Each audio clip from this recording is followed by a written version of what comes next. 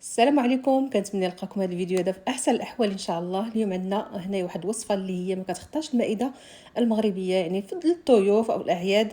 هنا البنات غنوجد معكم وصفه ديال الفقاس اللي كان عليها الطلب كتير على الانستغرام، وللاسف ما كانش عندي الوقت بزاف يعني مع الخدمه. ما لقيتش كيفاش ندير المونتاج، خصوصا المونتاج كيكون شويه كيشد الوقت. فهذا قررت اليوم نحط لكم هذا الفيديو هذا اللي فيه وصفه او الطريقه باش كنصاوب الفقاس للكليان ديالي، مع جميع التفاصيل وطريقه الاحتفاظ به حتى هو. كما كتشوفوا معايا هنايا كنديروا كيكون رقيق، يعني ضروري الفقاس الا بغيتو يجي مكرمل مزيان غادي تقطعوه رقيق باش كيجي محمر والطياب كيدخل لداخل مزيان. هنا غنقول لكم كيفاش كنقطعوا، كيفاش يعني الطياب ديالو خصوصا هو السر الفقاس في الطياب، يعني في الفرن. فلهذا الا عجبكم الفيديو البنات ديروا لي لايك، اشتركوا في القناه باش نستمر ونبقى ننزل لكم، يعني باش تشجعوني ونبقى ننزل لكم فيديوهات اللي غادي تفيدكم بزاف بزاف، خصوصا البنات اللي بغاو يبداو في هذا الدومين هذا. هذا الفيديو هذا خصوصا موجه للبنات اللي كيدخلوا عندي وسقساوني كيفاش غادي نبدا يعني نبدا المشروع هذا، كيفاش يعني الكليان كتجيب الكليان، كيفاش البدايه، خصوصا البدايه. هنا البنات غادي نقول لكم جميع الاسرار، فنتمنى يعجبكم الفيديو. ما تنساونيش البنات من اللايك. على بركه الله هنا في واحد البول غنديروا 4 ديال البيضات اولا 3 البيضات يكونوا من الحجم كبير. بما انني عندي البيض صغير فدرت 4 البيضات.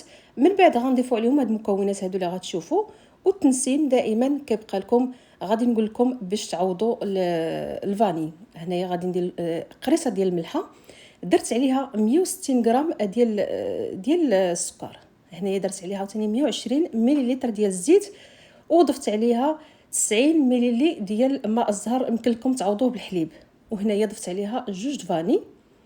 هنا البنات الحليب كما قلت لكم ماء الزهر يمكن لكم تعوضوه بالحليب، وانما ماء الزهر كيعطي واحد المذاق اللي هو خاص لهذا الفقاس هذا، بما اننا ما درناليش الزرارع. هنا كنضيف الطحين غتشوفوا بالضبط شحال الكميه اللي دخلت، مع 2 اكياس ديال خميره الحلويات. هنايا خميره الحلويات درت فيها 16 غرام في المجموع. كما كتلاحظوا هنايا الطحين غادي ندير الكميه الكافيه فقط. هنا درت كيلو بالضبط هو اللي دخل في هاد المكونات هادو، وكيبقى دائما الدقيق على حسب النوعيه ديالو. درت عاوتاني فاني كما شفتوا معايا، والفاني يمكن لكم تعوضوه بزهره البرتقال. هنا كما شفتوا العجين كيكون لين، ما كيكونش مرخي بزاف، باش ما الفقاس ديالنا كيجي ناجح معنا، يعني ما كتبقاش العجينه نازله او لا جاريه، الفقاس كيجي هابط. هنا كما كتشوفوا يعني القياس كتكون عجينه لينه ومتماسكه، ما كتكونش كتلتصق. هنا هاد الكميه هذه فرقتها على 4 ديال الاقسام. يمكن لكم الا بغيتو ديروهم صغار ديروا 6 ديال الاقسام اولا ديال القطع. كما كتلاحظوا هنايا هذه هي يعني التخليطه باش غادي نلصقوا داك اللوز. هنا عفوا ماشي اللوز، السيده كانت طلبت لي الكركاع اللي غنديروا في الوسط. كما غتشوفوا معايا هذا البيض هذا اللي ضفت له شويه ديال الكاكاو، يعني الشكلاط اللي هو بودره. كما كتلاحظوا معايا هنا العجينه ديالي كنطلقها بهذا الشكل هذا، يعني هو واحد ما كيكونش عالي بزاف، كتكون 1 سنتيمتر ما كاملاش، باش يعني ما كتكونش العجينه رقيقه. هذا مكان وكنبقاو نطليوها اولا نديروا داك الخليط اللي صوبنا في الاول بالبيض، يعني بيضه كامله وضفت عليها الشكلاط بودره عفوا. وكان هنايا كنضيفوا الكركاع اولا الجوز. كما كتلاحظوا كنستفوه كيكون متساوي باش ملي كنجيو نديروا البودان ديالنا العجينه ما كتقطعش. هنا البنات يمكن لكم ديروا اي مكسرات بغيتو، او انا على حسب الطلبيه. السيده كانت طالبه الكركاع درت لها الجوز. هنا يمكن لكم تخلطوا ديروا الكركاع واللوز، ديروا اللوز بوحديتو، يعني اللي بغيتو، المشماش مجفف اللي بغيتو كديروا في هذا النوع ديال الفقاس هذا اللي هو فقاس ملكي. في الصراحه كيجي رائع البنات، وكيجي يعني شهوه منه. هنا كما كتشوفوا معايا كنصاوب القطعه الثانيه. انا درت 4 ديال القطع كما قلت لكم، ويمكن لكم ديروا 6 القطع اولا 5 باش تحكموا فيهم. انا هنايا القطع ديالي جاوني كبارين، يعني مع الخبره والتجربه راه كنتحكم فيهم. بالنسبه للمبتدئات قطعوا 6 القطع اولا 5 فقط، يعني باش كيجيكم البودان هو هذاك وكتحكموا فيه. كنستمر. هذا هو البودان الثاني اللي غندير. كما كتلاحظوا كنحاول نستف الكركاع كامل، كنستفوا على العجين ديالنا بهذه الطريقه هذه، كيكون متساوي، ما كيكون ماشي واحد عالي وواحد حاضر، باش العجينه ديالنا كنتحكموا فيها ملي كنكونوا كنجمعوها. كما كتشوفوا هذه الطريقه هذه. كما قلت لكم العجين راه دهنته فقط بيضه كامله وضفت عليها القليل من بودره الكاكاو صافي. هذا ما كان البنات، يمكن لكم ديروا غير البيض فقط بوحديته. وكما كتلاحظوا معايا هذه هي الطريقه، كنحاولوا نجمعوه هاد الحلبول ديالنا، كنجمعوه وكنبقاو نسدوه من الجناب باش ما كيخرجش ديك المكسرات، ما كتخرجش. من بعد كنحطوه يا اما فوق هاد ورق الطهي او لا الفيلم اليمونتير، وكندهنوه بالبيض. يمكن لكم ديروا غير بياض البيض فقط تكتفيو به، وغادي ندوزوه في اللوز ايفيلي او لا اللوز الشرائح بهذه الطريقه هذه. ومني كندهنوا البنات هاد البوده هذا يعني راه كيشد مزيان، ما كيبقاش يطيح، ما كيتحيدش منه نهائيا. نحاولوا نمردوه مزيان في اللوز باش كيبقى لاصق وكيعطينا واحد المنظر اللي هو جميل. بهذه الطريقه هذه كنستمر حتى كنكملوا الحرابل ديالنا كاملين وكنحطوهم باش ندخلوهم الفرن. كما قلت لكم غنقول لكم جميع الاسرار باش كينجح معنا الفقاس كما كان النوع ديالو او الشكل ديالو.